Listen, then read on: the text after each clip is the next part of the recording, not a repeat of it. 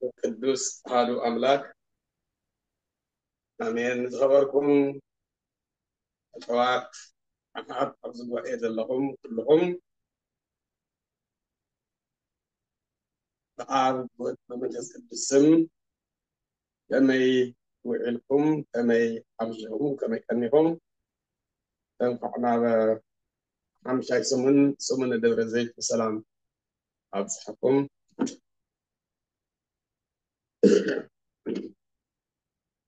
مصبوح حمشتك ماذا مسكرين أنا محل لنا مسكرات مكت هذا حالة سمن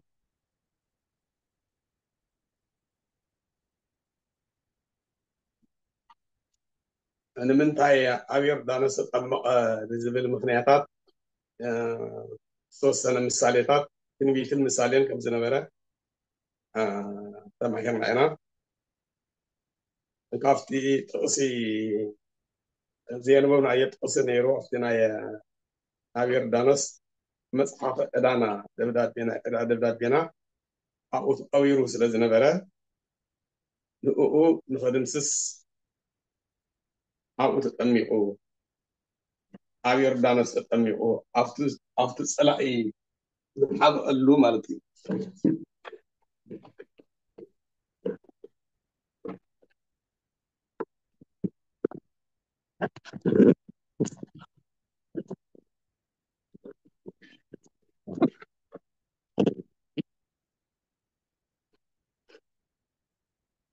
እና ኣብ ናይ ውዳሴ ማርያም ኣብ ናይ ሰኒ ውዳሴ ማርያም ትፌስሕ ዝብል ጠቂስና ነርና ካልኣይ ኣብ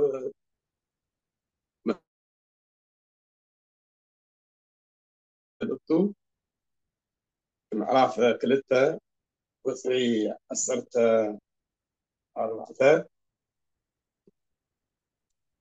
ወደ ምሰሰለን መጽሐፍ ዕዳነ በስርዓቱ እምእድውነ ዝኣምነ ወዘተጠምቀ ይድህን ብዝበሎ ኣሚኑ ዝተጠመቀ ክድህን እዩ ይድሓን ይድህን ብዝበሎ ትእዛዝ ናይ ዕዳ ደብዳቤና ካብ ተቃዋሚና ካብ ዲያብሎስ ዘጥፈአ ደምሰሰ ዓቃብና ኣጥፊእዎ ማለት እዩ ፍዳና ኣጥፈአ እቲ ዝነበረ ቁረኝነት ዝነበረ ፍዳ ኣጥፍአልና ማለት እዩ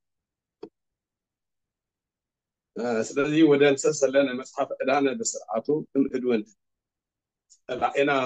ዘዳሎ ዘዘጋጆ ዝነበረ ናይ ስልኢ ደብዳቤና ረሓቆልና ደምሰሰልና ከም ሰብነቱ ረጊፁ ከም ኣምላክነቱ ኣምኪኹ ኣጥፊኡልና እዩ ዝብል ኣብ ቆላስይስ ምዕራፍ 2 ቁፅሪ 14 ኣሎ ንምንታይ ብማይ ተጠመቕ ዝሓለፈ ንምንታይ ዮርዳኖስ ተጠመቐ ዝብል ብዙሕ ምሳሌ እኳ እንተሃለዎ ክሳብ ሕዚ ዝረአናዮ ምሳሌ ኣክል እሞ ናብ ካሊእ ንሳገር ንምንታይ ብማይ ተጠመቐ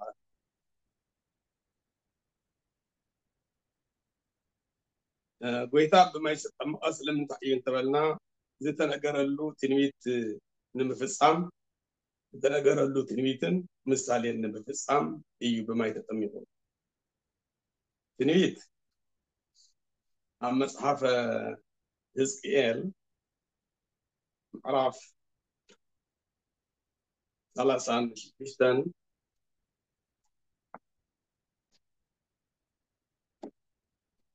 ትንቢተ ሕዝቅኤል ምዕራፍ 36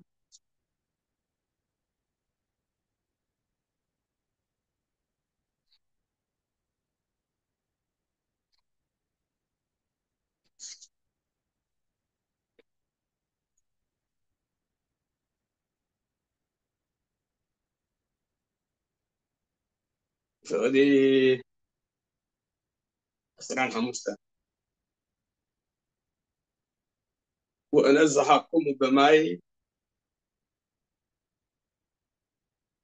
طهور وتطهر هذا حزقيال معرف 36 قصري 25 وأنزحكم بماء طهور وتطهر بماء منزح بماء قبو كرجكم إياه تنسجلكم إياه أفعوي وفعوي نسنا نسبكم وهم كله ركسكم وهم كله أوتكم أطهركم الحقيقة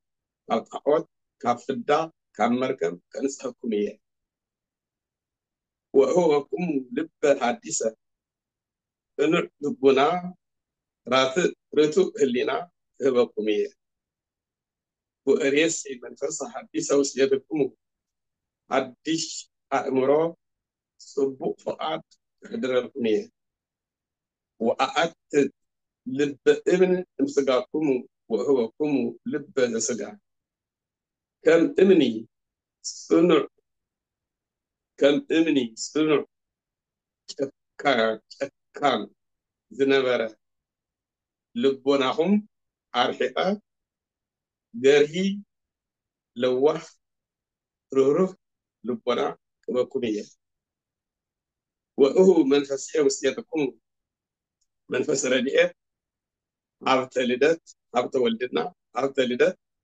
حضر الكمية وأجبر كما تقول بتزازي تتكدوا سنعهم كتنوروا كجبركم إيه وتقووا كنانية وتكبروا أبزريهم كابزلو أحزاب وربيتاتكم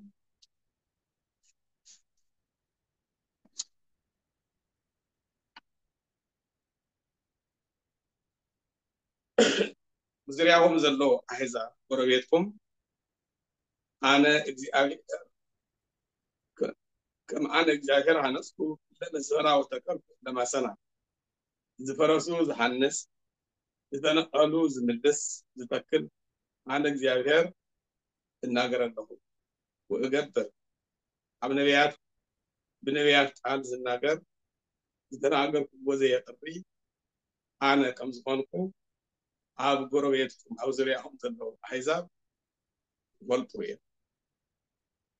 كما زي بي أدنى إجزاكر كناني برت فتاي بالصدق إجزاكر كم زي ولا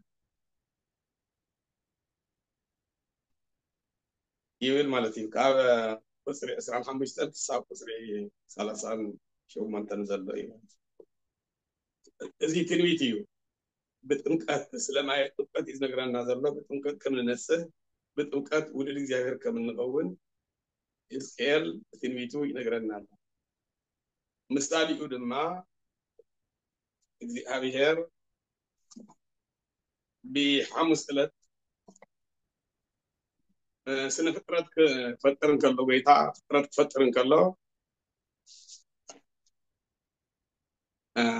سنوات سوني سودوس روح فتيرو حمص عب بحري زنورو عماي زنورو سلسة فقرات فتيرو لساته مون كم زيلو فتيرو مالتي لتعوز ماي لتعوز زغو منفس حيوت منفس حيوت نفس زي بالله ماي بدا منفس حيوان زغونو حيوت زلوم فطرت كتوس عزز ويتا بالحريو بلبم بلبي الصحاو بلبي الصحاو مالت اجري زي بلهم منفر زي بلهم بإجرام بلبهم خورم صاروا أراويت أب بحر زنورو فحدا بإجري زهلو إجري زلوهم أراويت جنب بحر زنورو بفنفذ بنفرو كنفذ اللوهم إنسان جنب بحر زنورو وافيهم ناي بحر وافي قالوا إذا أتم نسلس كم مدري بحري هذا دي مثالي بحري تماي سلس عينت فترة كماي ثلاثة عينات ترخو بلبز السحابو مالت بلبهم زخدو خودم كم تبن مالت تبن شو كالي تبن زمسلو كالي سفرات مالت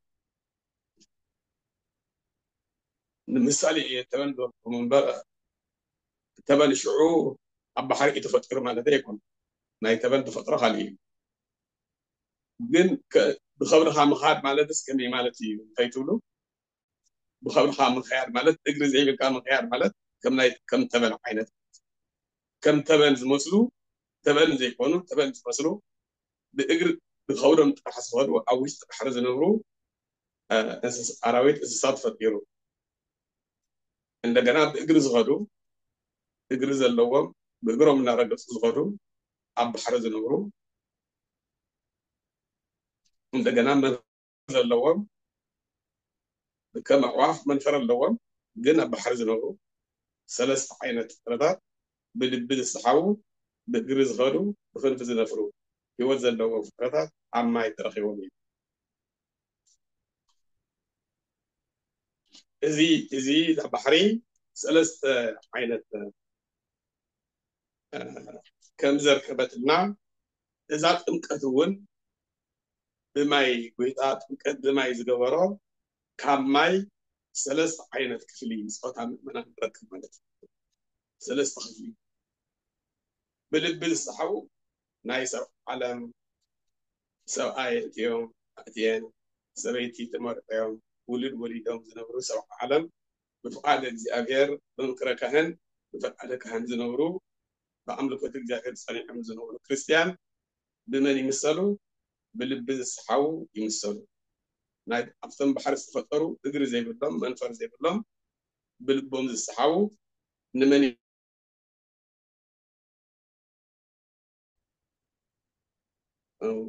كذا سريحهم تخلي تخيلهم ولد وليدهم زنبرو سو عالم نايد جاهل فقاد نفسهم زنبرو بلبي زي الصحو نايد بلبي زي الصحو بحر زنبرو نهات المثالي بإجري زنك أسعاسو ناي من ننتي ناي بحيطاويان بحيطاويان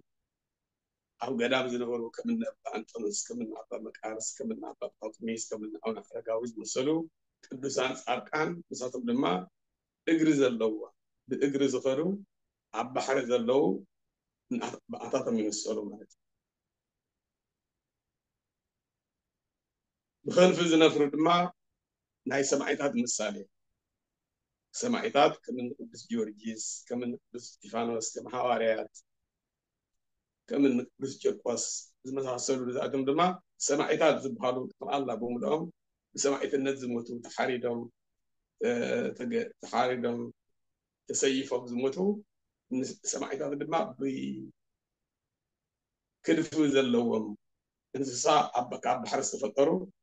ይመስሉ ማለት ስለዚ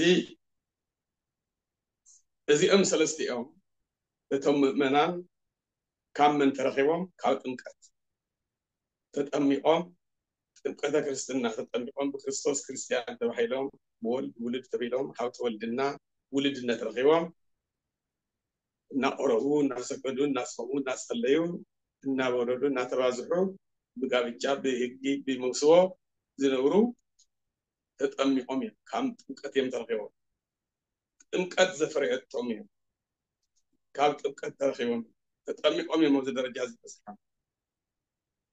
እቶም መናንያን ናብ በረኻ ኸይዶም ኣብ በረኻ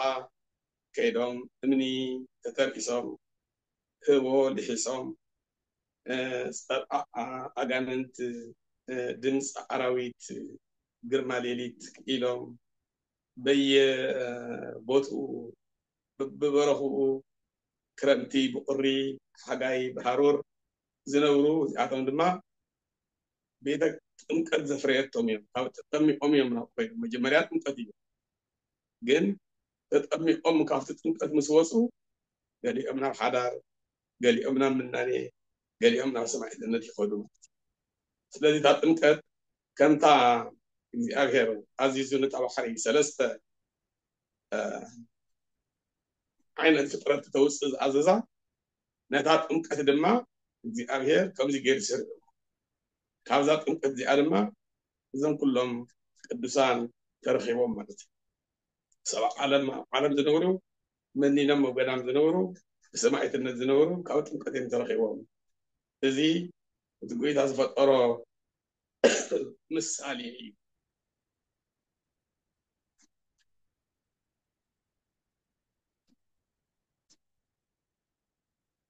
ስለዚ ንምንታይ ብማይ ተጠሚቁ ብማይ ተጠሚቁ ንዝብል እዩ መልሲ ንህቦ ዘለኹ ትንቢትን ምሳሌኡን ንምፍፃም ብማይ ተጠሚቁ ትንቢት ኣብ ትንቢት ሕዝቅኤል ምዕራፍ 36 ቁፅሪ 25 እነዝሃብኩሙ ብማይ ከንፅኸኩም እየ ስለዝተባሃለ ኣብ ተወልድና ስመ ክርስትና ብማይ እዩ ዝርከብ ትንቢት እዩ እዚ ምሳሌኡ ድማ ጎይታ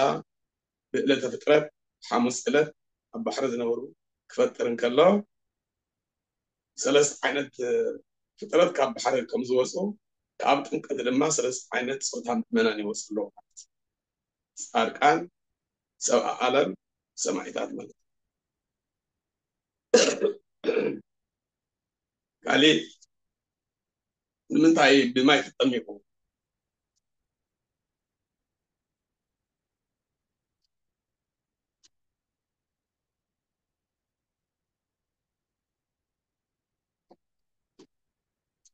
ማይ ተኽሊ የለምልም ተኽሊ ተኺልካ ማይን ተስቲኻዮ ይልምልም ንሰውነት ኩሉ ማይ ህይወት እዩ ጥምቀት ድማ ልምላሜ ነፍሲ ስለ ዘውህብ ብማይ ጥምቀት ብማይ ገበሮ ማይ መልክዕኻ የርእየካ ድንን ኢልካ ናብ ማይ እንተሪእኻ መልክዕኻ የርእየካ ፅሩይ እዩ ጥምቀት ድማ መልክዓ ነፍሲ የርእየካ ነፍስኻ መልክዓ ፅብቕቲ ኮይና ብክርስቶስ ኣሚና ብክርስቶስ ክርስቲያን ተባሂላ እታ ነፍሲ ልምላሜ ነፍሲ ትረክብ ማለት እዩ ማይ የንፅህ እዩ ዝረስሐ ነገር ኩሉ ብማይ ተሓፂቡ ይፀሪ ጥምቀት ከዓ ንፅህና ነፍሲ ይህብ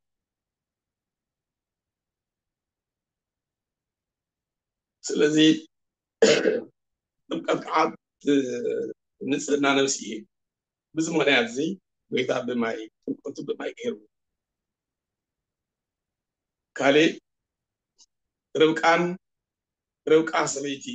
ይስሐቅን ሲፓራ ሰበይቲ ሙሴን ሕፀአን ኣብ ማይ እዩ ነይሩ ኣብ ማይ እየን ተሓፅየን እቲ ስጋዊ ሕፀ ናይ ይስሐቅ እቲ ስጋዊ ሕፀ ናይ ሙሴ ኣብ ሩባ እዩ ኣብ ማይ እዩ ተረኺቡ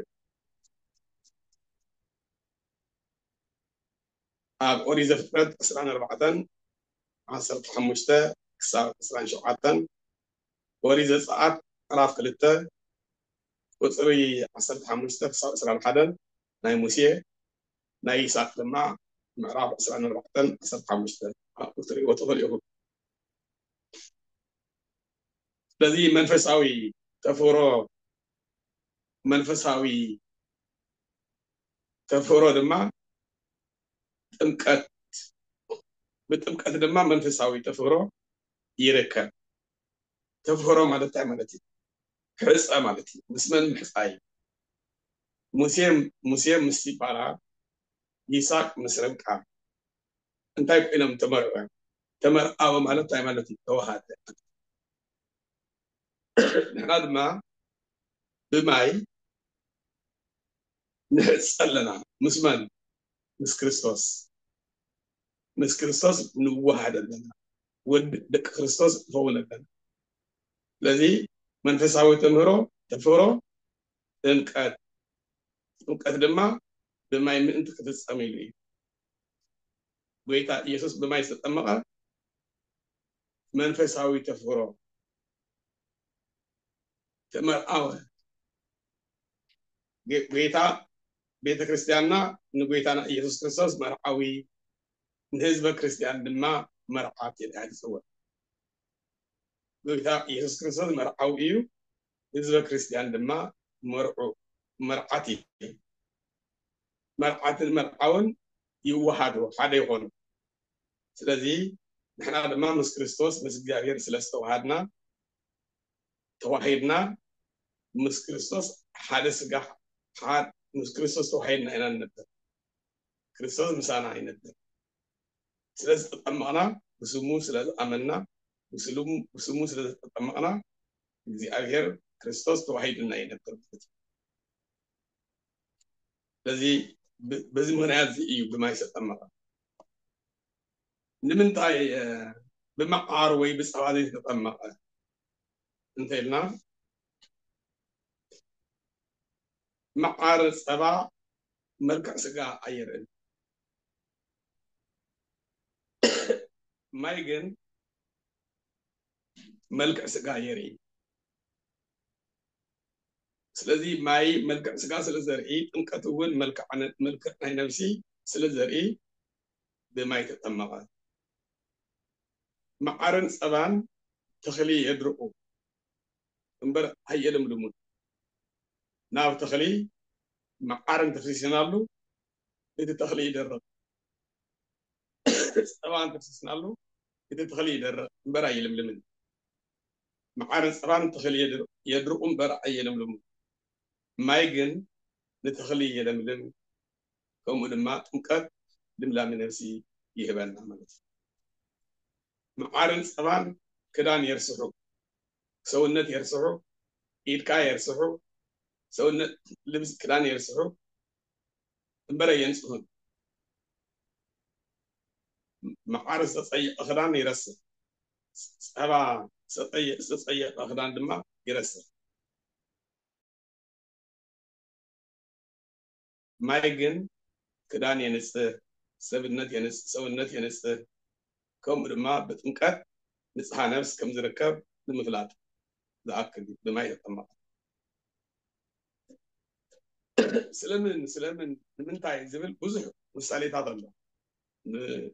ሓፂሩ እዚ ይኣኽለና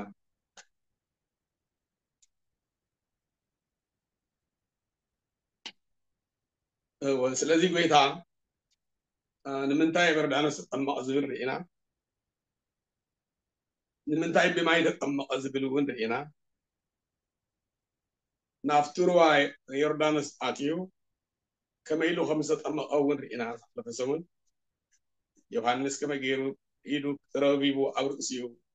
ኢዱ ኣብ ርእሲኡ ዘይፀዓነስ ኣብ ርእሲኡ ልዕል ኣቢሉ ኢዱ ረቢቡ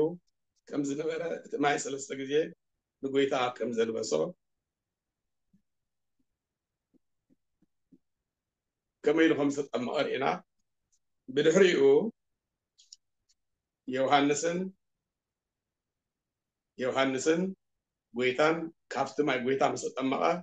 ዮሃንስ ንበይኑ ቦትኡ ተፈልዩ ኸደ ጎይታ ድማ ተፈልዩ ኸደ ኣብዚ ድማ ጥንቃቐ የድሊ ሓደ ይኮኑን ነይሮም ምስ ተጠመቐ ጎይታ ምስ ተጠመቐ ኣብቲ ዮርዳኖስ ምስ ተጠመቐ ካብቲ ዮርዳኖስ ምስ ወፁ ዮሃንስ ንበይኑ ብካሊእ መንገዲ ኸይዱ ርሕቕ ኢሉ እንተስ 500 ግማሽ ኪሎ ሜትር እንተስ 200 ሜትር ካብ ጎይታና ግን ርሕቕ ኣሎ ብኣካል ጎይታና ድማ ንበይኑ ይኸይድ ኣሎ ንበይኑ ክኸይድ እንከሎ ጎይታና ኣብ ሉቃስ ወንጌል እንታይ ዝብል ኣሎ ጸለየ ዝብል ኣሎ ጎይታና ካብቲ ዮርዳኖስ ወንዝ ምስ ወፀ ሩባ ምስ ወፀ ጸለየ ይብል እዚ ጸሎት እዚ እንታይ ዓይነት ጸሎት እዩ ካብ ዮሃንስ ብዝተፈለየ ጎይታ ጸለየ መድሓኒና ከም ዝጸለየ መፅሓፍ ይነግረና ኣብ ሉቃስ ወንጌል ኣሎ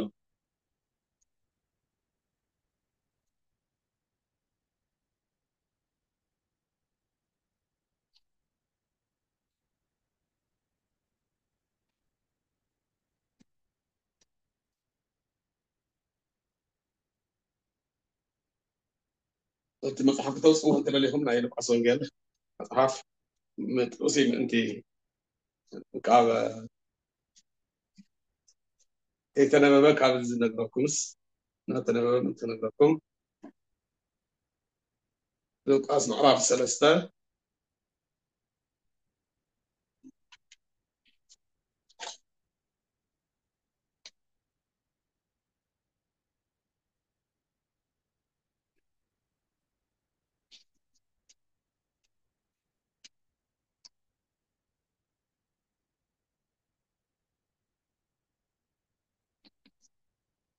معرف سلسته فقدي اسران حدا او اوسكي ኩሉ እቲ ህዝቢ ምስ ተጠመቐ ኢየሱስ እውን ተጠመቐ ክጽሊ እንተሎ ሰማይ ተኸፈተ ትብልኒ هذه ኣብዚ እንታይ ይብል ኣሎ ኣብ ማቴዎስ ወንጌል የለንኩም ዝብል ኣብ ማርቆስ ወንጌል እውን ከምኡ ዝብል የለን ኣብ ሉቃስ ጥራሕ እዩ ዘሎ እንታይ ይብል ኣሎ ሉቃስ ወንጌል መድሓኒና ጸለየ ይብለና ጸሎቱ እንታይ ዝብል ጸሎት ይጸልይ ወይ ንምንታይ እንታይ ከም ዝጸለየ እንታይ ጸሎት ከም ዝጸለየ ንምንታይ ከም ዝጸለየ ኣብቲ መጽሓፍ ይነግረና መጽሓፍ ግን እንታይ ይብል ጸለየ ይብል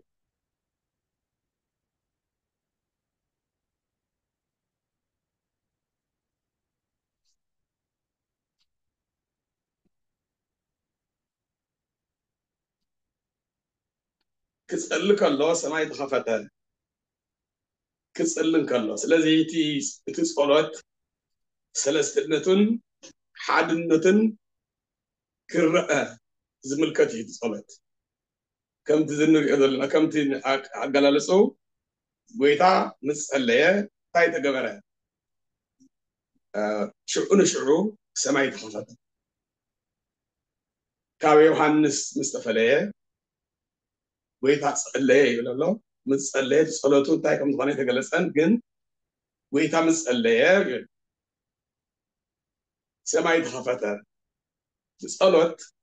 ሓድነትን ሰለስትነትን ዝግለጸሉ ሰለስትነትናን ሓድነትናን ይገለጽ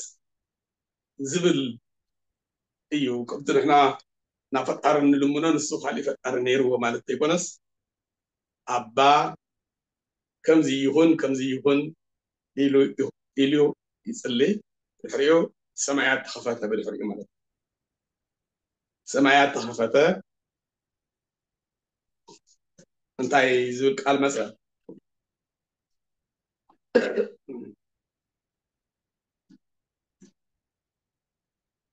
ሰማያት ወናሁ ተርሆ ወለቱ ሰማይ እነሆ ሰማያት ተኸፈተ ጎይታ ምስ ጸለየ ሰማያት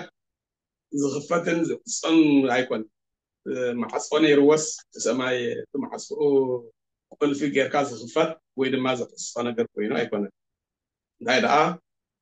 ዕፁ ቤት ክኽፈት እንከሎ ዘይተረኣየ ኣቕሓ ከም ዝርአ ቅድሚ ሕዚ ዘይተረኣየ ተርእዩ ዘይፈልጥ ሰማያዊ ምስጢር ተገለጸ ማለት እዩ ሰማይ ተኸፈተ ማለት እምበር ሰማይ ምዕፃው ምኽፋት ነይርዎ ማለት ኣይኮነን ورئي منفس እግዚአብሔር ዘይወርድ በአምሳለ ርግብ ወይነብር ላዕሌሁ መን እዩ ዝብል ዘሎ ዮሐንስ ምስኡ የለን ህዝቢ ምስ ጎይታ ተፈላለዮም እዮም ካብቲ ባሕር ምስ ወፁ ዮሐንስ ንበይኑ መንገዲ ኸይዱ ኣሎ ጎይታ ንበይኑ መንገዲ ኸይዱ ኣሎ ርሕቐቶም ክንደይናይ ዝኣክል እዩ ኣይተገለፀን ትርሕቐቶም እምበር ዝተወሰነ ርሕቐት ምስ ተፈላለዩ ሰማይ ተኸፊቱ መንፈስ ቅዱስ ብርግብ ኣምሳል ክወርድ ረኣየ ዝርኢ ዘሎ መን እዩ ዮሐንስ መንፈስ ኣምላኽ ድማ ከም ርግቢ ወሪዱ ኣብ ርእሱ ክዓልብ ረኣየ መን ዮሐንስ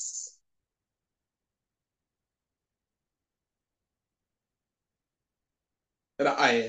ዝተፋለ ዮሐንስ እዩ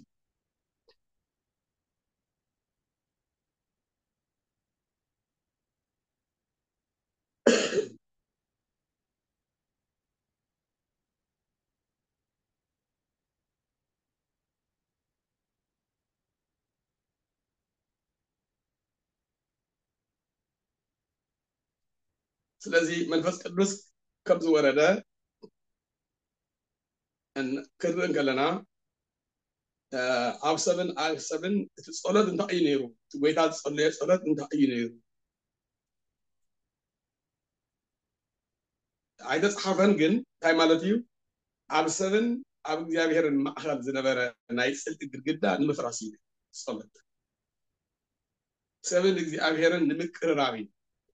ንምውሃድ እዩ ንምውሃድ ከም ዝኾነ እንሆ በቲ መልሲ ተረዲእና የለን በቲ ጎይታ እግዚአብሔር ኣብ ዝተናገሮ በቲ መንፈስ ቅዱስ ዝምውራድ በቲ ኩሉ ርኢና የለና በቲ መልሱ ጸሎት ነዚ እዩ ነይሩ ንክንብል ገይሩና ኣሎ ማለት እዩ ስለዚህ መንፈስ ቅዱስ ብርግቢ ኣምሳል ክወርድ ረአየ መን እዩ ዝርኢ ዘሎ ዮሐንስ መጥምቅ ማለት እዩ ዮሐንስ መጥምቅ ይርኢ ኣሎ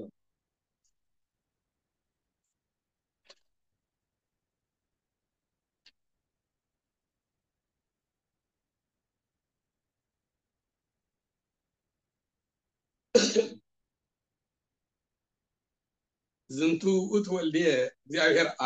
ኣብ ደመና ኮይኑ ዝንቱ ውእቱ ወልድየ ዝኣፈቅር ዘወቱ ሰመርኩ ኢሉ ናይ ባህሪ ውልድነቱ መስከረ እቲ ኣብ ዮርዳኖስ ዝጥመቕ ዘሎ ወልደ ኣብ ምዃኑ ኣብ መስከረ ወልደ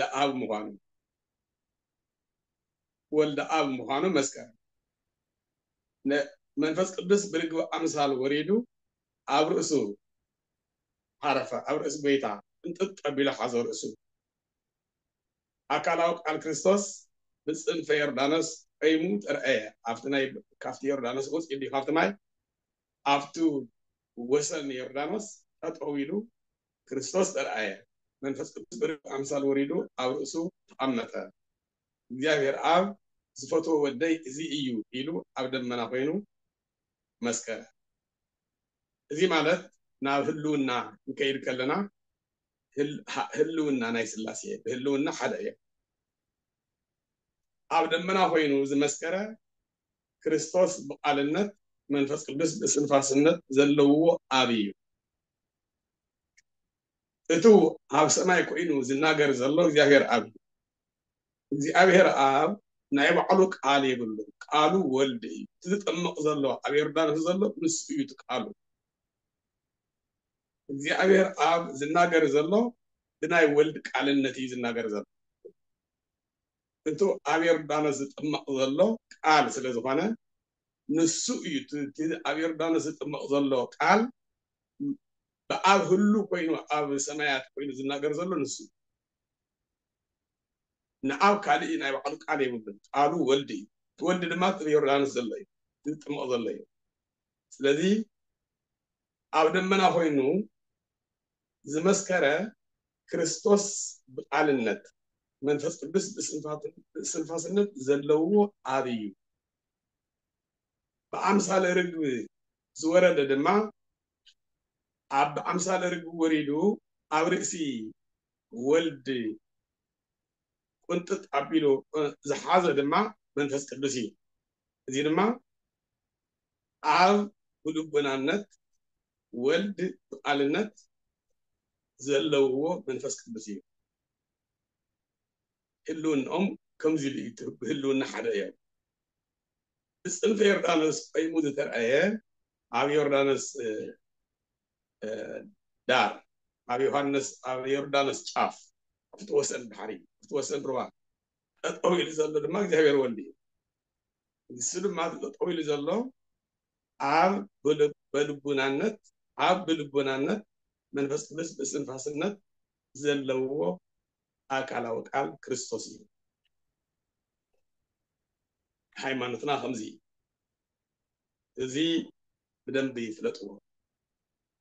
ክደግሞ እየ እንደገና بدمنا هوينو عبدمنا هوينو زنتو وقوتو ولدي إذا أفكر زوتو سمركو زبل زلو إلو زمسكرة عبدمنا هوينو زنتو وقوتو ولدي إذا أفكر زوتو سمركو إلو زمسكرة كريستوس على النت منفس قدس باستنفاس النت هلوان زخونو زلو أبي مسؤول هلوان زخونو أبي زناغر حدزي كان هاي بأمثال رجو وريدو آب ولد آب رأسي ولد تتأمت آب بلبنا النت ولد على النت من زلوه منفس قدسي آب صنف يردانس آب يردانس وسن ربع أي موزة ترأيه أتقوي لزة ترأيه آب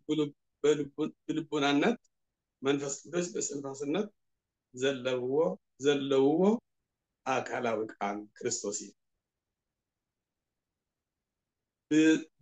بزي ناي بحري حدنتهم نا أكال سلستنتهم نمردع بزي نرئي زلنا ناي أكال ناي بحري حدنتهم نا أكال سلستنتهم نمردع عاو بدمنا هوينو مسكرة من تسقدس أمثال رجو وريدو ترآية ولد بسن في رانس قيمو ترآية سلزي نعنا تلا دستانا أيو حدا جزية تقدف زولو أقدي من يوحنس تزيي مسئلة سلاسية لتقلس أولو مالتي مسئلة سلاسية اتي مسئلة سلاسية بمسئلة سقاوية تتربنا مسئلة سلاسية بمسئلة سقاوية تتربنا مسئلة سقاوية بمسئلة انقد تفسنا زينا يبتاتنا ناليك أونت بيتا كريستيان تمرتي مسئلة سلاسية بمسئلة سقاوية تتربنا مسئلة سقاوية دما بمسئلة انقد تفسنا أملاك سب أملاك مسكونة حدنت بمسمعو أمانيل أملاخنا هذا أكار هذا بحري وأنا مالتي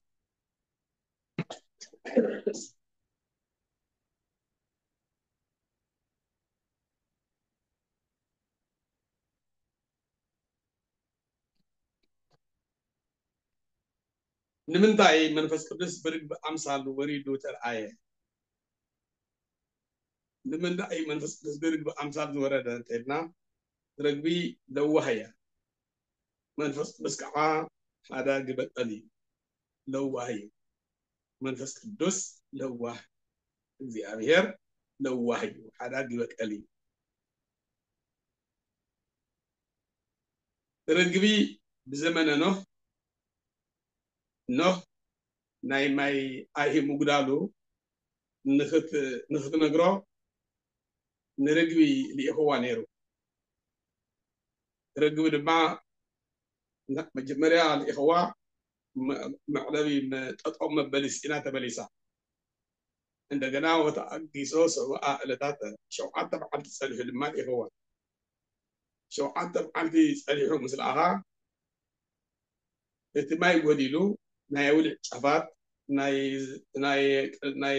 انشتي ناي أصلي شاف وصلي مثل آيات وصلي أولي عفا حيزا حاس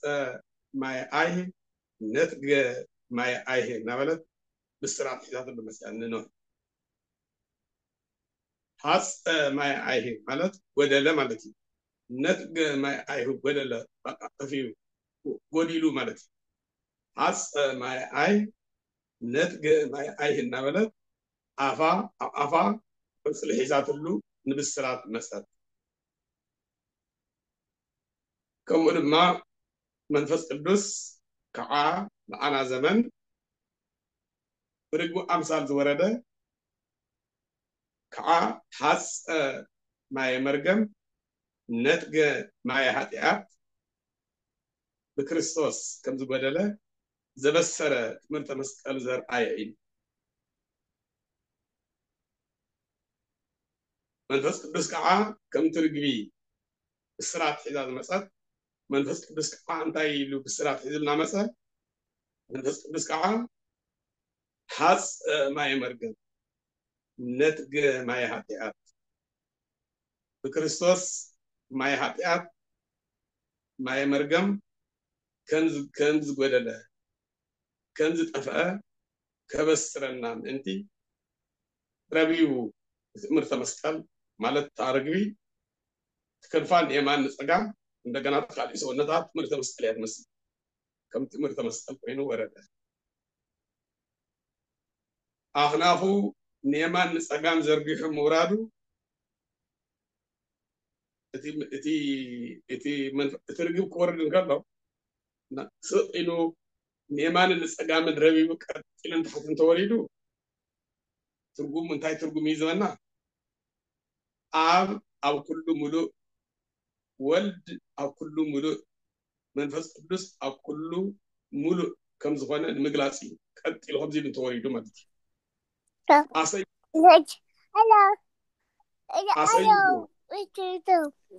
ይተከልፎ ከምዚ ኢሉ እንተይኮነስ ኣሰይፉ እንተወሪዱ ዝግዛግ ኮይኑ ኣሰይፉ እንተወሪዱ ድማ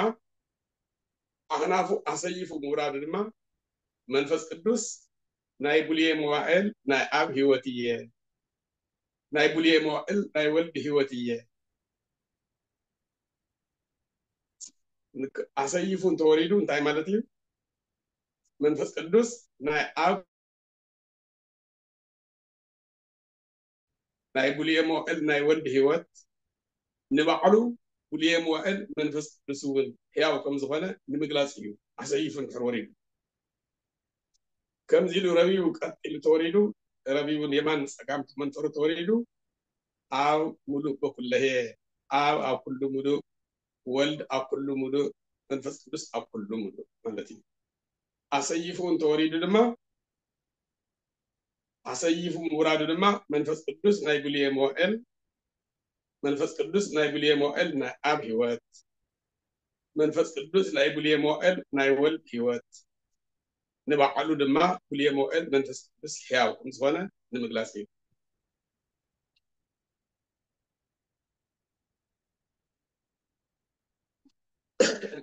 መንፈስ ቅዱስ ከም ዝኾነ ርግብ ከም ዘይኮነ ብምንታይ ንርዳእ ርግብ እንተኾነት ከ ብምንታይ ርግብ ከም ዝኾነት ብምንታይ መንፈስ ቅዱስ ከም ዝኾነ ርግብ ከም ዘይኮነት ብምንታይ ንርዳእ እንተኢልና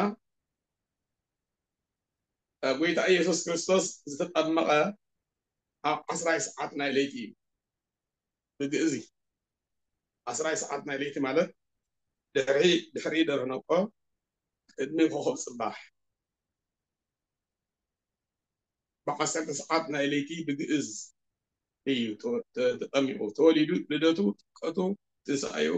ምጽኣቱ ሓደ እዩ 4 እዩ ዝተወለደ እውን ብ10 ሰዓት እዩ ዝተጠመቐ እውን ብ10 ሰዓት እዩ ዝተንስአ እውን ብ10 ሰዓት እዩ ዳግም ምጽኣቱ እውን ብ10 ሰዓት ስለዚ ርግብ ከም ዝኾነ ከም ዘይኮነ ብምንታይ መንፈስ ቅዱስ ከም ዝኾነ ብምንታይ ይፍለጥ እንተኢልና ጎይታና ኢየሱስ ክርስቶስ ዝተጠመቐ ኣብ 10 ሰዓት ናይ ለይቲ እዩ በቲ ሰዓቲ ርግቢ ትንቀሳቐስ ተሓዋስያን ኣዕዋፍ ካብ ገፀን ይወፅእ ሕጊ እየፈርሳን ሕገ ተፈጥሮ ዝተውሃበን ካብ ሰዓት ክንደይ ጀሚረን ከም ዝንቀሳቐሳ ጎይታ ኣብ ህሊንአን ሰሪሕለን ስለ ዘሎ ኣዕዋፍ ጩፍ ኢለን ክንብል ከለና ንሕና ንግሆ እዩ ሰዓት 12 ክኸውን ኣከባቢ ቅድሚ ምንፋረን ድምፂ የስምዓተን ኣዕዋፍ ርግቢ እውን ለይቲ ኣይንቀሳቐሳን 10 ሰዓት ለይቲ በሪ ለይቲ እዩ ብጣዕሚ ንኣታተን أي كسحسان كابوتا سلازي قدس كيرلس نايجويتا كتو عسل ساعتم سباني نقرنا سلازي كم من رجوز أمسل عواف بدسعات تدي سلازي كسحسو بقوم ورجبي تيموهانو منفس تيموهانو بزي فلت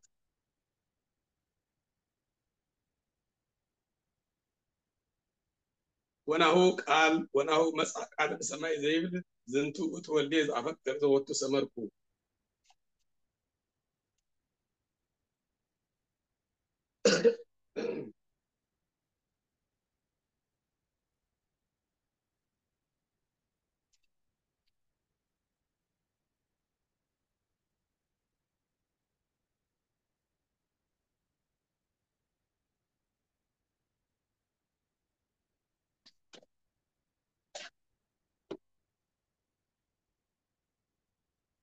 وبوئتو موائل ورد منفس قدوس يترجو صعدا ودبر دي برسو اግዚእነ ኢየሱስ እንዳ ከም ዝበለ ዮሐንስ ወንጌል ምዕራፍ 1 ቁጽሪ 32 ነው።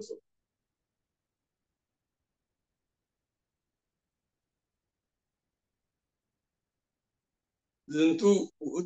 ወናሁ መጽአ ቃል ሰማይ ዘይብል ዝንቱ ወዴ ዘአፈቀር ዘወቱ ሰመርኩ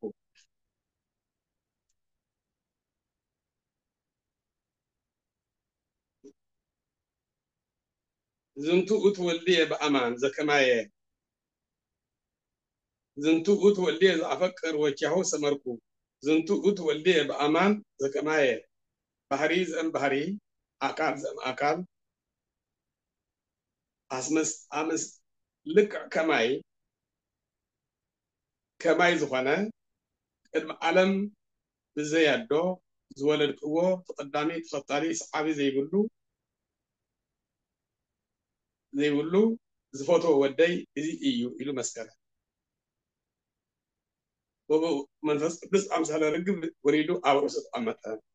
وبوقت مؤل ورد منفس قدس بري اترجس عدا ونبر دي برسو بنزين يسوع كريستوس اوسكم دو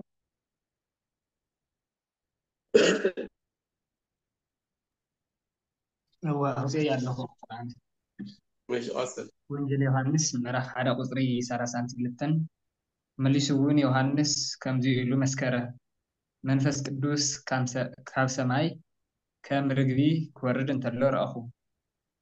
ኣብ ልዕሊኡ እውን ሓደረ እቲ ብማይ ከጥምቕ ዝለኣኸኒ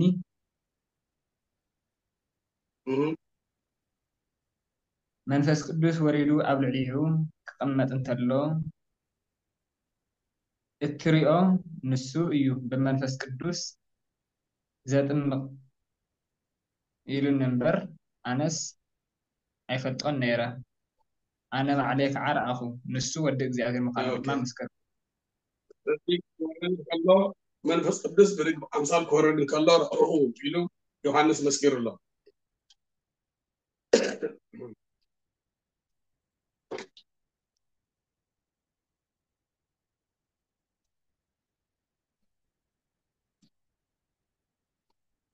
زي يوسن أملاخ ولد أملاك أملاخ ود أملاخ أنا خبر خاص يتكمل صبي بدرت توسيرو ترعاية أما يردانس أما ناي بحر ود مخانو بتجزيتي تفلتها ارميو وزحات أي فرق ونيرو حزقن إجزي أبيهر ولد إجزي أبيهر مخانو بحر يردانس أما بحر يوحنس بحر يردانس تفلتها أو منفس قدس بس مسكرلو بدحريو أبن منفس قدس مسكرلو እግዚአብሔር ወልድ ክርስቶስ ሰብይ እምበር ኣምላኽ ኣይኮነን ኢሉ ንዝኽ ሓደ ኃጢአቱ ኣይስረየን ውጉዙ እውን እዩ ቅድሚ ጥምቀት ዝነበረ ኃጢአት ማለት ቅድሚ ጎይታና ኢየሱስ ክርስቶስ ምጥማቑ ዝጋገዩ እንተነይሮም ተባይዎች እትገጊኦም ሓድነቱ ሰለስነቱን ስለዘይተመስከረ ሰማይን ምድርን የመስኪሮም እዚ ኣብ ሰማይ ተመስክረ ዓለም እናሰምዑ ድምፂ ይሰምዕ ካብ ሰማይ ዝመጽእ ነይሩ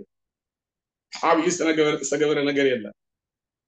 እግዚአብሔር እንተዘይኸውን እቲ ሰማይ እውን ኣይክፈትን ካብ ሰማይ እውን ድምፂ ይመጽእ እዚ ኩሉ ተኣምራት ክግበር እንከሎ ኣብ ዮርዳኖስ ጎይታ ኣምላኽ ምዃኑ ኣምላኽነቱ ተመስኪሩሎ ማለት ካብዚ ንድሓር ሩቅ ብእሲ ወልደ ዮሴፍ ወዲ ዮሴፍ ሩቅ ብእሲ ኢሉ ዝፃረብ ሰብ ዝናገር ሰብ ሓጢኣቱ ኣይስረየሉ ናይ ኣብ ናይ ባህሪ ወልዲ ኣብ ኣይኮነን ዝብሉ ሰባት ዝተወገዙ ዝተረገሙ እዮም ተረፍ ኣይሁድ ይበሃሉ ተረፍ ኣይሁድ ናይ ኣይሁድ ተረፍ ይበሃሉ ከምዚ ዝብሉ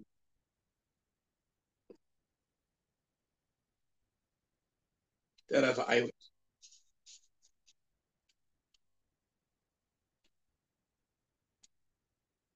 ኣብ ማቴዎስ ወንጌል ምዕራፍ 12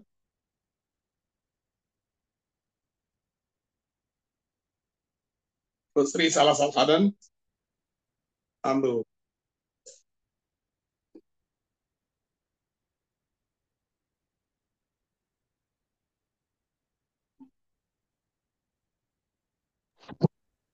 ኣብ ልዕሊ ወዲ ሰብ ዘይግባእ ቃል ዝተዛረበ ክሕደገሉ እዩ ኣብ ልዕሊ መንፈስ ቅዱስ ዘይግባእ ዝተዛረበ ግና ኣብዚ ዓለም እዚኣ ኮነ ኣብታ እትመጽእ ኣይሕደገሉን እዩ እብለኩም ኣለኹ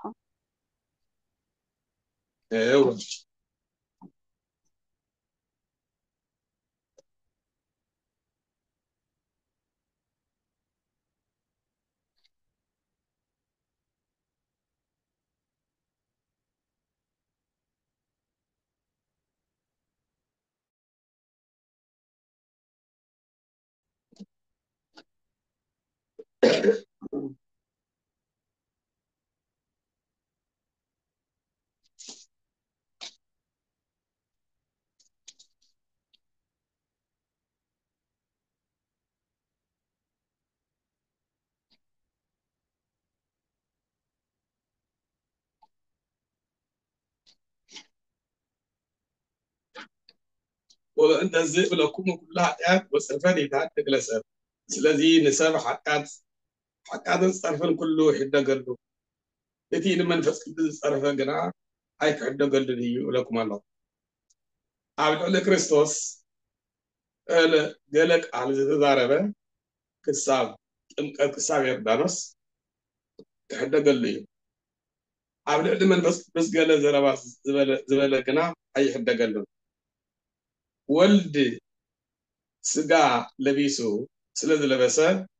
ሰብ ስለዝኾነ ብንስሓ ይሕደገሉ እዩ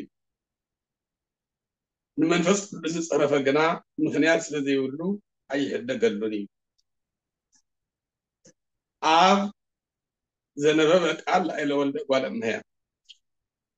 ኣብ ብእኡ ዝሰመርኩ ፍትዊ ወደይ እዚ እዩ ኢሉ ከይመስከረሉ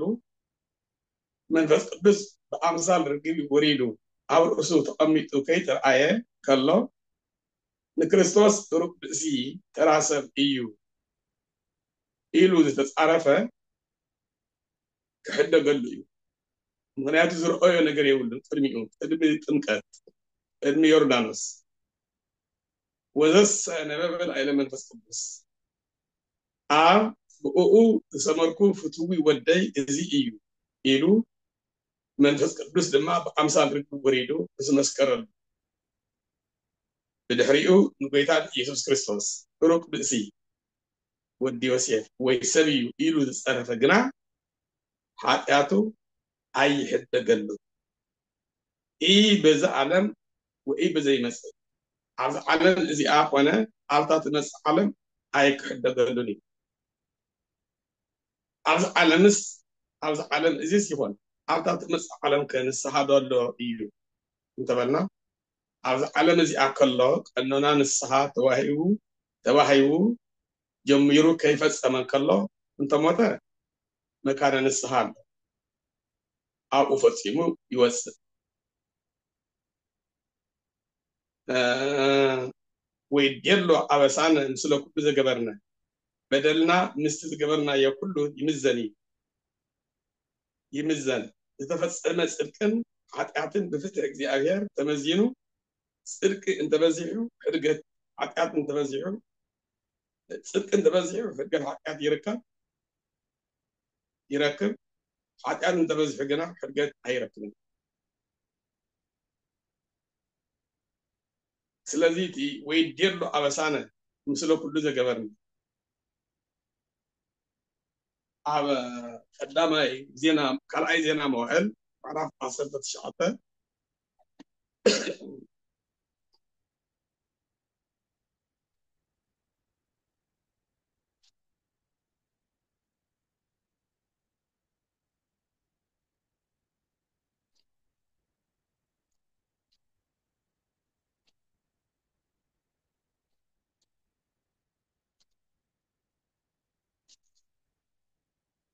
ምዕራፍ 19 ካብ ቁፅሪ 1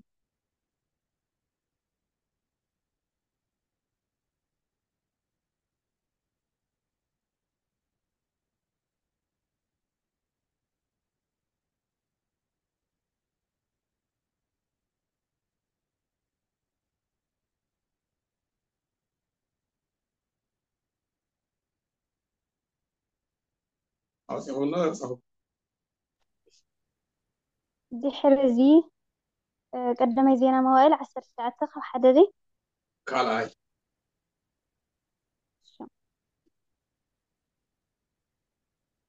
ድሓን ግደፈዋላ ስለዚ ኣብዚ ዓለም እዚ ሲሆን ኣብቲ ዝመፅእ ዓለም ኃጢአቱ ኣይስረየሉን ኣብዚ ዓለም እዚ ኃጢአቱ ይስረየሉን ኣብቲ ዝመፅእ ዓለም እውን ኃጢአቱ ይስረየሉን ማለት እንታይ ማለት እዩ እንተኢልና ኣብዚ ዓለም እዚ ከሎ ንስሓ ይኣቱ ሓደ ሰብ ንስሓ ይወሃቦ እሞ ቀኖና ንስሓ ተዋሂብዎ ጀሚርዎ ከይፈፀመን ከሎ እንተሞይቱ መካነ ንስሓ ኣሎ ኣብኡ ፈፂሙ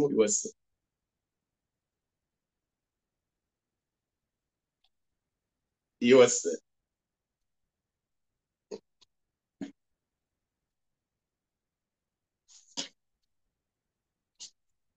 ናይ ማቴዎስ ወንጌል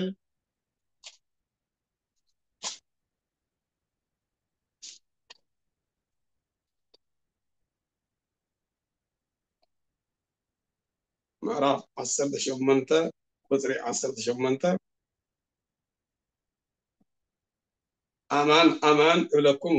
ለአሰርኩም በምድር ይኩን እስረ በሰማያት ወዘፈታይኩም በምድር ይኩን ፍትሐት ሰማያት ኣብ ምድሪ ዝኣሰርኩሞ ኣብ ሰማይ ዝተኣሰረ ክኸውን እዩ ኣብ ምድሪ ዝፈትሕኩሞ ድማ ኣብ ሰማይ ዝተፈትሐ ክኸውን እዩ ዝብል ስልጣን ንካህናት ስለ ዝሃበ እግዚአብሔር እቶም ካህናት ኣብ ምድሪ ንስሓ ሂቦሞ ንስሁ እንተይወደአ እንተሞይቱ እቱ ስልጣኖም ኣብ ምድርን ኣብ ሰማይን ስለ ዘገልግል እታ ዝሃብዎ ንስኡ ምስ ሞተ እውን ይፍፅማ እዩ ሰማይ ማለት እዩ ስልጣኖም ንምድሪ ጥራሕ ኣይኮነን ኣብ ሰማይ እውን ይሰርሑ ስልጣኖም ማለት እዩ ኣይቶም ካህናት ስለዚ ካልእ ድማ በደልና ምስ ዝገበርናዮ ኩሉ ይምዘን ዝተፈፀመ ጽድቅን ኃጢአትን ብፍትሕ እግዚአብሔር ተመዚኑ ጽድቂ እንተበዚሑ ሕርገት ኃጢአት ይርከብ ኃጢአት እንተበዚሑ ግና ሕርገት ኣይርከብን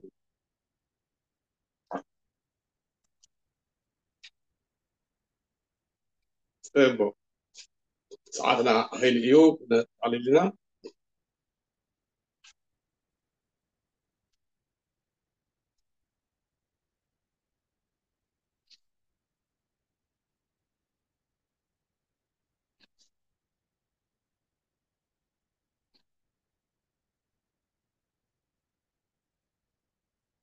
بأونت يسوع كريستوس نعاب ولد آب كذبنا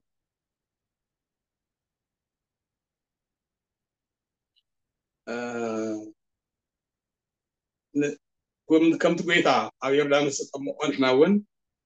بأونت يسوع كريستوس نعاب نعبهر له كم زخانة أميننا أي أمينكم بقلة عارب كاب يمانا يقولني زوس ما يقوه أنت حتى تأمينكم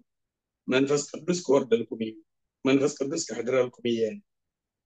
كاباي كاب كمنفس قدس ولدنا كتره يقوم نخبل بما يتطمق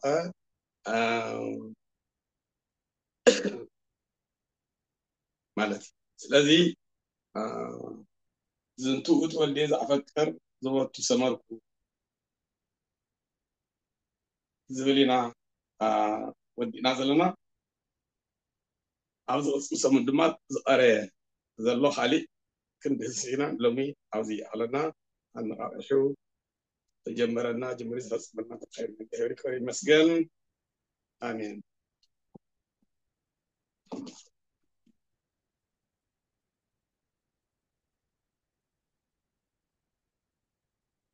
كتن تحليو مقال طرح بصحف حطو ايقبلن معناته نخحتت زحفر بوكيل باجنت اي الله اي سرحن حتى زدل سبن تحليو بعد يحتات بقالو اي ابصراح يزلهو يتمچون نمو بصحف يزحتت انتيلو دما مستمچو يحتت كالي غزي الذي حدا بصحف يحتتن حدا كالاي اي قله اي بالم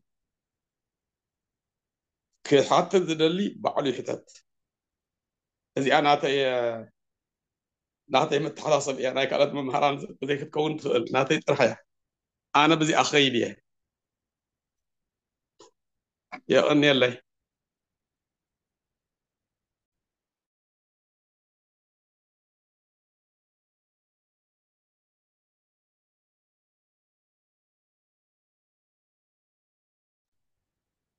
قاليوت يسمعنا خور ممرنا كزي أبرام لغبير مبتعنا حالولنا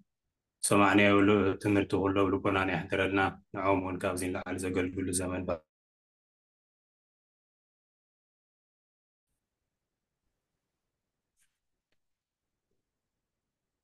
الشيء كم تي سمعنا يو حتى زلوا بقالي حتى زغل إيدوسيو كم تهالي صبو تزي هالي كن ودينا لنا بصولة نعسوا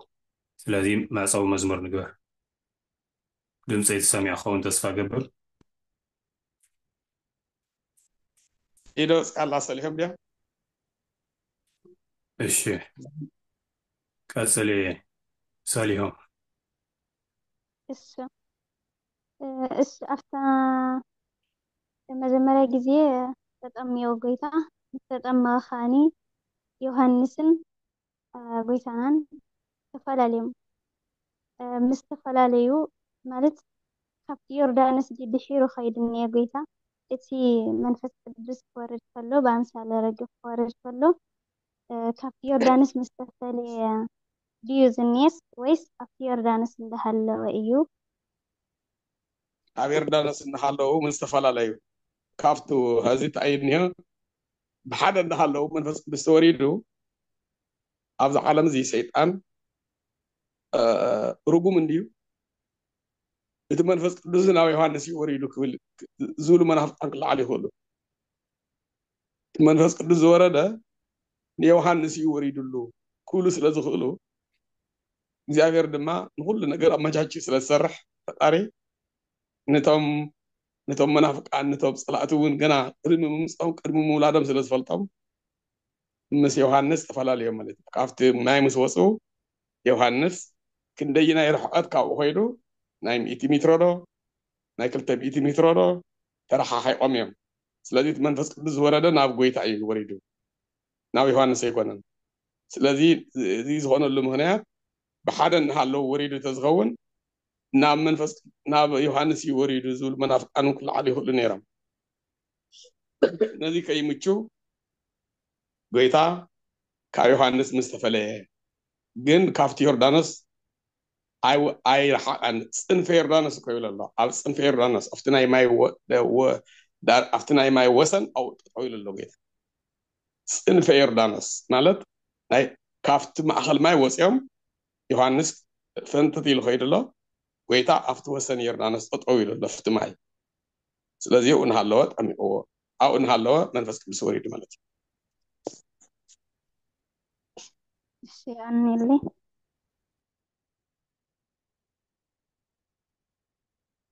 أو كلهم أصابوا زمر لنا ساليهم ካልኦት ኣሕዋትና ይዘምራ እንቱ ይዘሚረ ነይረ እያነ ኢድ ዝወፅ ኣሎ ጎይታ ሽም የብሉን መን ክንብሎ እያ ያታቱ ኢልኩም መፅኡ ሃቦም እቲ ኢድኩም ተዛረቡ ክፈተል ተኸፊት ኣላ قال هيوت يسمعنا قال هيوت يسمعنا حتى اللحني حتى قلت زي كنت ليسي نساعتي وقلنا مستغابسي مس عارفة سلطان تي تم كان السلطان مدرنا السماء اللو إلو جن كما زفاز أما إذا حساب زبالكم بس قلت سيقور لي ሓደ ሰብ ሓደ ሓጢኣት ይሰርሕ እሞ እቲ ካህን ብመፅሓፍ መሰረት ነቲ ምእመን ከንፅሆ እንታስ 6 ወርሒ ወይ 5 ወርሒ ወይ 3 ወርሒ ፁም ወይ ክንዲዚ ስገድ ክንዲዚ ምፅዋት ሃብ ከምዚ ግበር ኢሉ ነቲ ንተነሳይ ሰውነቱ ከደክም ክሰግድ ይእዝዞ ካህን ስልጣነ ክህነት ናይ ምፍታሕን ናይ ምእሳርን ስልጣን ስለ ዘለዎ እቲ ካህን ነቲ ምእመን ንስሓ ይህቦ ማለት እዩ ሕዚ እቱ ካህን ናይ ፈጣሪ ልኡኽ እዩ ናይ እግዚኣብሔር ልኡኽ እዩ ካህናት ንሰብ ክናዝዙ ንሰብ ክፈትሑ ክኣስሩ ንዝግብኦ ክፈትሑ ዘይግብኦ ድማ ካብ ሃይማኖት ዘፈንገጠን ዝወፀ ድማ ክኣስሩ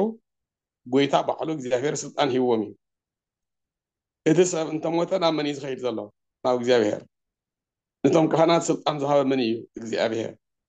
እቶም ካህናት ክንታይ ገይሮም ኣለዉ ምድሪ ነቲ ተነሳሂ ኣጥእ ንስሓ ብዝግባእ ሂቦም ኣለዉ ብዝግባእ ንስኡ ተዋሂቡ እንተይፈፀሞ ሞይቱ ስለዚ እቲ ናይ ካህናት ስልጣን ኣብ ምድሪ ጥራሕ ይሰርሕ እምበር ኣብ ሰማይ ኣይሰርሕን ከይበሃል ኣብ ማቴዎስ ወንጌል ምዕራፍ 18 ቁፅሪ 18 ብምድሪ ዝኣሰርኩምዎ ብሰማይ ዝተኣሰረ እዩ ብምድሪ ዝፈታሕኩምዎ ብሰማይ ዝተፈትሐ እዩ ኢሉ ስልጣን ስለ ዝሃቦም እቶም ካህናት ድማ ፈቲሖሞ እዮም ንስሓ ሂቦሞ እዮም እዚ ተይወድአ ሞይቱ ተይወድአ ምስ ሞተ እታ ንስኡ ኣብ ላዕሊ ምስ ሞተ ብነብሱ ይፍፅማ ማለት እዩ ኣበይ ቦታ ኮይኑ እግዚኣብሔር ቦታ ከይስእን እንታይ ኣበይ ቦታ ከይስእን ፈጣሪ እግዚኣብሔር ኣብ ዝፈልጦ ቦታ ኮይኑ እቲ ሰብ ንሱ እንተይወድአ ናፍታ ገነት ኣይኣቱን እታ ንስኡ ክትውድእ ኣለዋ ወይ ድማ ኣብቲ ማእኸል ክስረ ዘይኽእልን ተውሂብዎ እዩ ንስሓ ስለዚ እቲ ናይ ካህናት ስልጣን ኣብ ምድሪ እውን ይሰርሕ እዩ ኣብ ሰማይ እውን ይሰርሕ እዩ كم آية زول قدم مثلا مسألة حطها نرى أوقات ملسات لي كوربيك ألمت يسمع لنا غير قالي معزة في قال هيوت يسمعنا كوربنا أنا قاقل حميمتنا هي وصلت حاسوات أيدلين آمين እግዚአብሔር ምሕረት ይወርደላ እግዚአብሔር መፈውሰ ስጋ ወመፈውሰ ነፍስ ዝኾነ ፈጣሪ ምሕረት ይወርደላ ኩልና ንሕሰብ እግዚአብሔር ይምሓራ ሓፍትና መዓዛ ምሕረት ይወርደላ آمين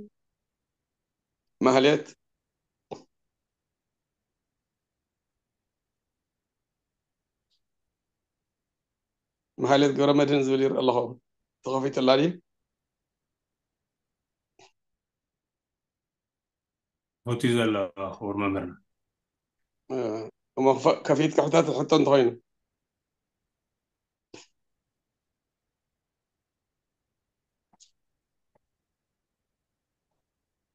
ماشي مهلية يتأمل مثلني كفيتات الله مثلا كفيت كلام أنا تسمعنا هرمان هرنا أنت ناز حالة في إيزل دان حتى أنا لو ما أنت يكونن ساعة هدلي ايش حتاتي انت عايز بليه أفتي مصر سقاويسي فتقوم أنت جيتنا من حنا إسكرساسي بس سيفر تكون ولا ينفعلي هم إن حركوا الناسي كفدتيو يلكم ناني يركم مالتي هذا أصلا እንደገና هذا بحر هدو ድገሚ እስኪ እንደገና جيتنا من حنا إسكرساسي بس سقاويسي فتكون ولا ينفعلي كفدتيو ድሕሪ ተዋህዶ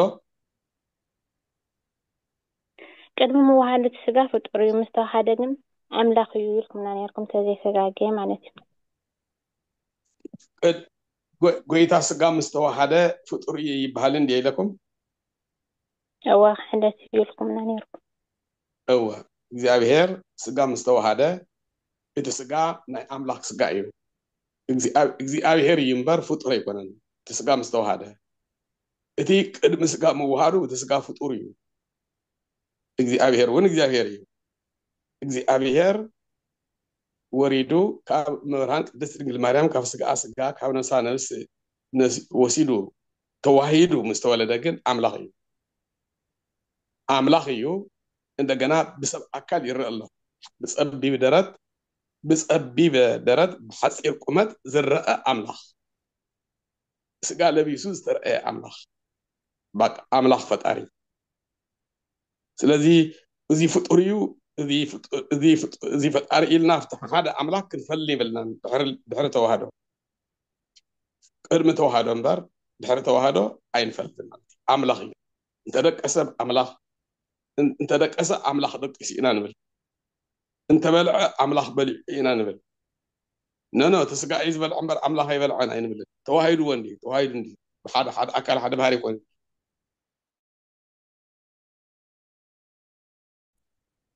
انت دقيسكي ناي محليت سقا يدقس زلو نفس اي دقسن كنبل ينخل تواحد سلازوانا ولا بسقا دقسي بقى محليت دقيس الله الى تبلعهون محليت الى نفسي تبلعون سلازي حدث نفس سقا نستو حدث زي ناي سقا يزي ناي نفسي يلقاي فلان توحدو دحر توحدو مالتي كم إلىكم أنت نيرانس أيوه هذول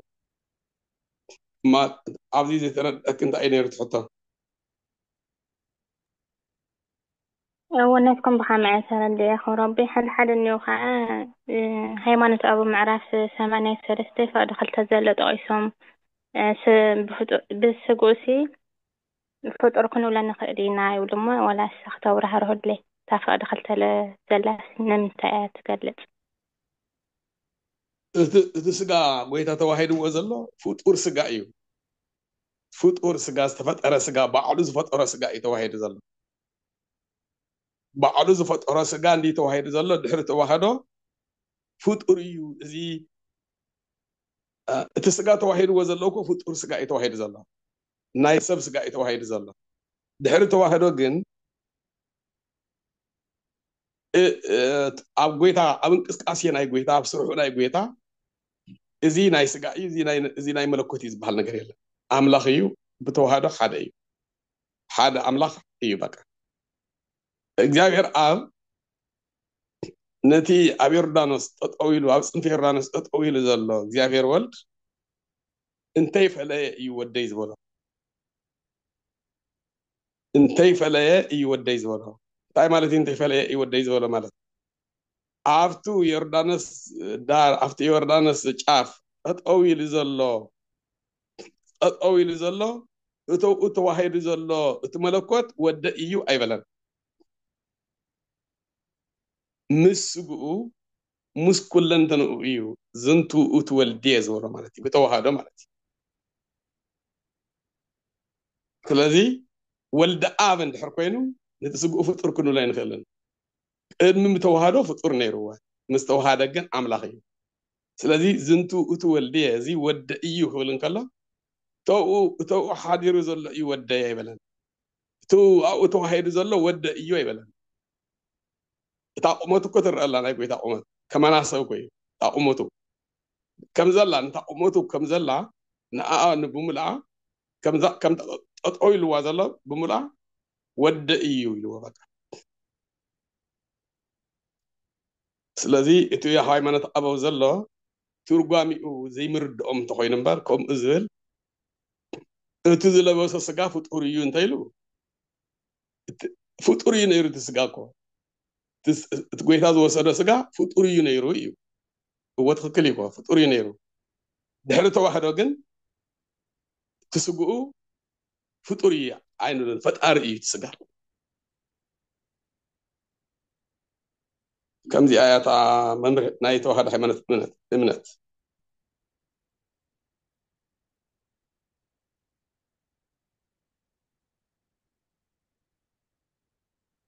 تردي كديو هاي تردك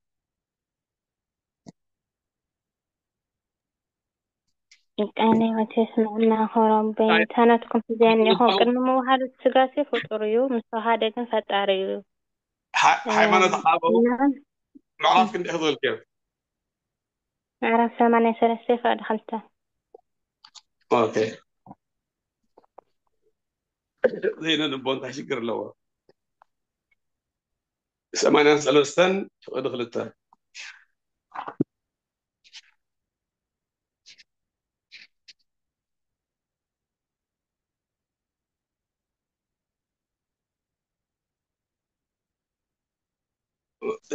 معرف سمعنا سلسلة تريد الله أول دخلته أوكي يمسا أكي ما أكلين نبي أبي إرمياس دانيا نايم أخل دانيا نايم أخل دانيا كم عمد إيو كم زبحال عم أخلنا إرمياس يمسا بله كما يتأيك أن منو وقتو ذات سمية فطورة فطور ذات حالة من كم زخوانا كرد أنا منو وقتو زنتو زعستر آية دي بمدرد بدبر سينا ذاتر آية وتسعتف نتصعوى مثل سب مسب زنبرا مالت مسيا مسياسو زنبرا بو بزع علم زي ذاتر آية ناي سبن السراح السراحة معنن مان كم زخوانا كرد أنا نبي إرمياس نسوى عيو إيبيا زنتو وقتو أملاكنا نبي إرمياس إزي أملاكنا أيو إلو إيمو وإن هو اللقو كالا مثله كلتا أكال كلتا بحري عين ولن وأرتاء كله فنتا رتيتا هج لبونا سرعة وأمز أسر آية كابزي بدحريو عبدالرسينا ترآية وتسعطفة مسبات نورا مسيان إياسون نبرا عبدالرسين بو وأرتاء هجوري سرعة وأمز أسر آية بدحريو عاوز على مزيد ترآية وتسعطفة نسو صحاوة مثل سجا نبيسو مسانا ترآية نايسة بالنسرح سرحة قصري سلسة هذه قصري كلتا تبليان الله تقال مسايد إني هذا مصحف يمسا إتشي ما إكلين النبي أبي تقرنيا كان بالكم تينا تربون كإذن نقرأكم نيرا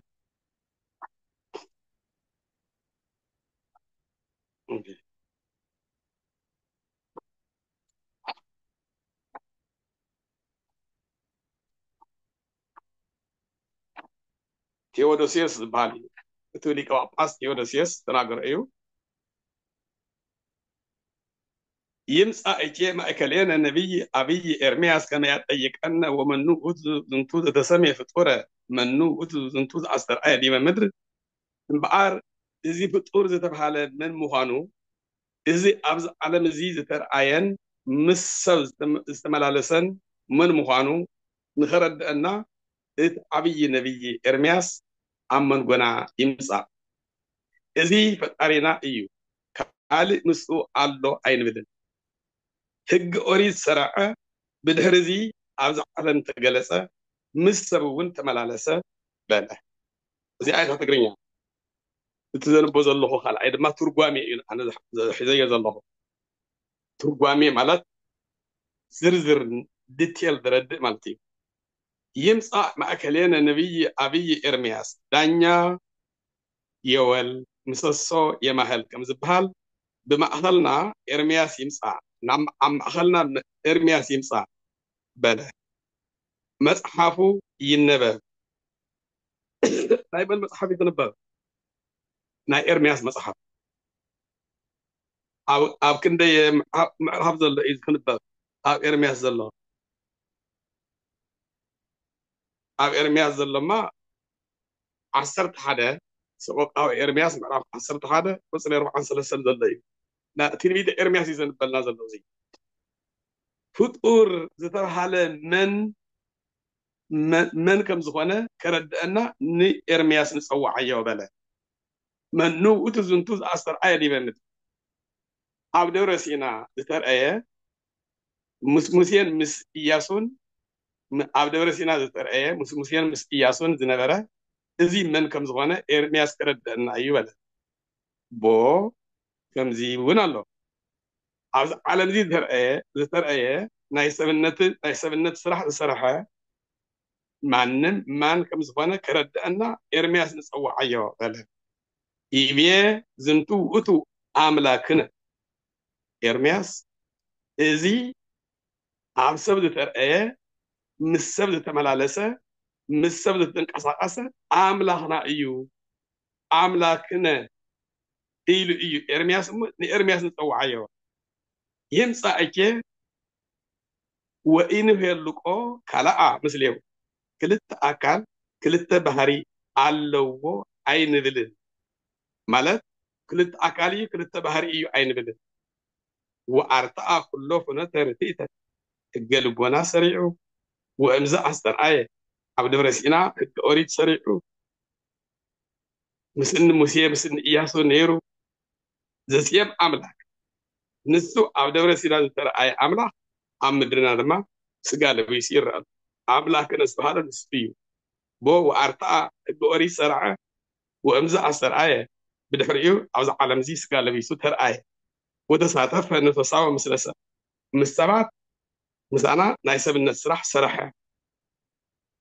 يزول زلمبا فوت أوريو تزلوا سسقا إرم ملباسو فوت أوريو مثل بسقط أملاكنا أي منهم زدنا قري يقول نزي زدنا قري يقول لن تمحتات كيس بقيو كاب إرم محتات جن بتمعرف ملء من بابيو إذا حنت إنجا في إسكا حتى محتات نايتم أنت أيو مالتي توم أنت نلعلي ينبون نتحطون ينبون بخلت إيدم قاريدم عم أخل ينبومو هذه كونفيوجي فترو نتسبي يدنا جروه مات كم هو يهون تيودوسيوس دبها ليك انديس هو الذي نايتو مستر توهدن ديو تيودوسيوس هاي الصحافة عرف 83 كم مجمريو كسا عرف 84 تنزله بدن بسلة توهدو سلة الناجر نستو بدن بالمبابي زيك تربون كتحطن كلهم كم مصحف كتحطن كلهم بلا نلعب وياك يتنبو إلكم قاريكم فتوايون كيتنبو إلكم قاريكم هاي تنبو بلا علم سقوة نتحطون وردو سلذي أو قصر سلسة تايزول الله وزيبيا وأمزا أستر آية ديبا مدرس وأمزا أستر آية ديبا وأتوك على إجزابير والدعاء نسلو على إجزابير والدعاء ناي باهري ودو زهون أكلا وقال زوجته هادو مثل أبو منفس قدس نسو مس أبن مس منفس قدس حدا زخانة إن كل أزمة إدم الزمن كله كزمانه كله أسقدمه إدم الزمن كله مسأب مس منفس قدوس حاجة زخانة نسو الجوري سريعو أبدا بريسين هذه كله مس جبرة سجات واحد ما ترى نسو فتار مالتي ስለዚህ ቁፅሪ 3 ቁፅሪ 4 ከምኡ ኢልክ እንተቐፂልኪ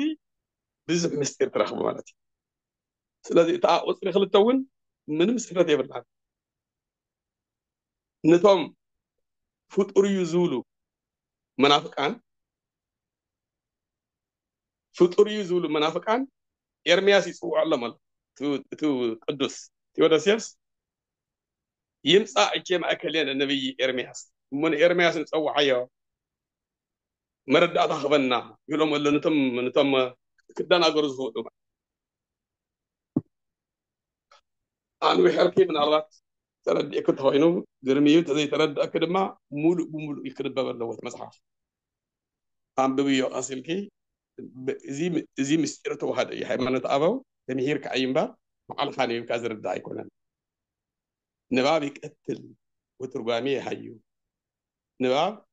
بزي مفلات كاي قود أكاي ترجمي جيني إحنا كاي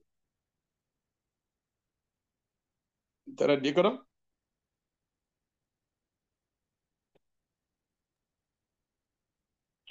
أنا هو تسمع النهار من فريش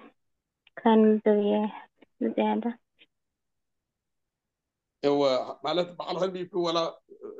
يرد على جري كونان أمهروني مالجن صبغيو اتو نباب في حيوانات أبو تتقص يوم عرف نوعلو معرف 83 كم مجمريو كسامة رش من باب أوزن يوم مستيرة وهادور أيو نمنت أيو إرمياس يمس أزل النازل الله نافتنا إرمياس مصحف كنا هننبه لنا إرمياس تأيلو منتو إرمياس تأيلو أملاكنا يلو والله لذي نستطيع ذلك وشي خالي حتى مني مع ذا حد غير مثلني ديورر كيدي وين خلاي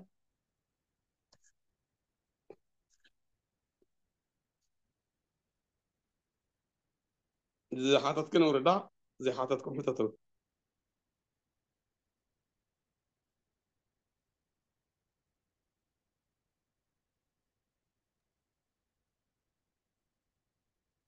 مع ذا حتى لك لي ويز رشح في أخي وبيت باك أشبال بيقول ما زمروا نزمروا ما نتصور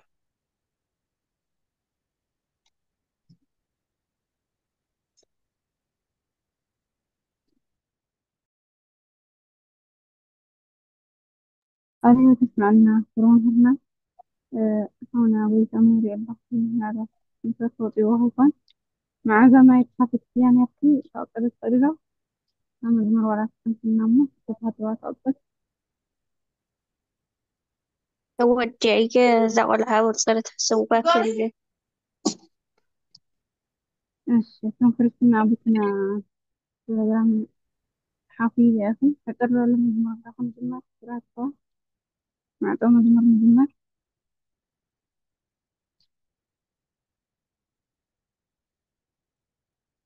سرهات لا هذه قدوس عالم سرهات دوال تقدس على سنوات سرهات بنفس القدوس ماذا ترجو عالم سرهات اسمع عليه تسمعنا برمجنا قدنا نصدع يعقلني بتجاه رحمتنا باي بصرف هنا عقل برمجنا نوصل عاتنا اليوم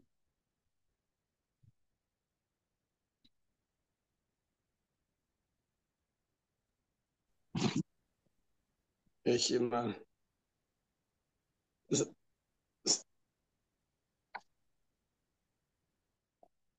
ساعات ما عندي دوارها أملاك ناس عقليتي